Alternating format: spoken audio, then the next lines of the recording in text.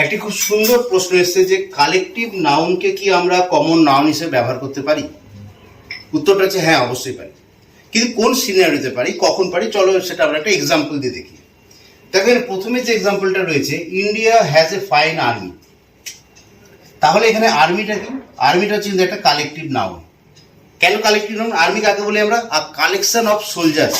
R collection of soldiers তাকেই আমরা কিন্তু বলি আর্মি। তাহলে এখানে ফাইন আর্মি, তার মানে এখানে আর্মি ওয়ার্ডটা কিন্তু হচ্ছে collective noun, right?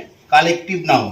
India has a fine army, ইন্ডিয়ার খুব সুন্দর একটি আর্মি রয়েছে, মানে কোয়ালিফাইড সোলজার্স রয়েছে, কালেকশন অফ সোলজার্স। কিন্তু সেই ওয়ার্ডটাকে আমরা যদি এইভাবে ব্যবহার করি যে the armies of the two countries faced each other, তার মানে কি এখানে আর্মিকে আমরা কি করলাম? একটা কমিউনিটি হিসেবে ব্যবহার করলাম।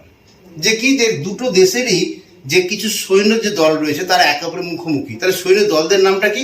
আর্মি। তাহলে এখানে যখন আমরা একটা নাম হিসেবে ব্যবহার করলাম, একটা কমিউনিটির নাম হিসেবে ব্যবহার করলাম, সোলজারদের কমিউনিটি যাদেরকে আমরা আর্মি বলি, তখন এই আর্মি ওয়ার্ডটা কিন্তু এখানে ব্যবহার হচ্ছে কমন নাউন হিসেবে। কমন নাউন হিসেবে। তাহলে দ্য আর্মিজ এখানে হয়ে গেল কমন নাউন। আরেকটা এক্সাম্পল দেখি, বুঝতে সুবিধা হবে। যেমন ধরো, our class is a big one. তাহলে যে আওয়ার ক্লাস, এখানে আওয়ার ক্লাস মানে কি? এখানে স্টুডেন্টস রয়েছে, সমস্ত স্টুডেন্টদের নিয়ে।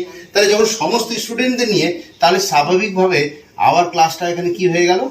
কালেকটিভ নাউন, তাই তো? কালেকটিভ নাউন আওয়ার ক্লাস, যেখানে প্রচুর স্টুডেন্টস রয়েছে।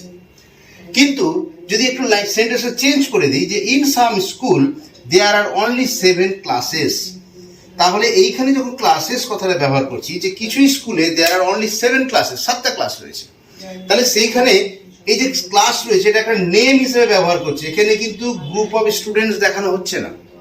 তাহলে এইখানে যে ক্লাসেসটা ব্যবহার করা হচ্ছে সেটা কিন্তু এখানে কি হয়ে গেল? কমন নাউন হিসেবে কিন্তু আমরা ব্যবহার করলাম, যে সেখানে 7টে ক্লাস রয়েছে, অনলি 7 ক্লাসেস, 7টা ক্লাস রয়েছে। তাহলে এই যে ক্লাসগুলো, এক একটা ক্লাস নাম কি? এই যে একসঙ্গে বাচ্চারা বসে, তার নাম কি? ক্লাস।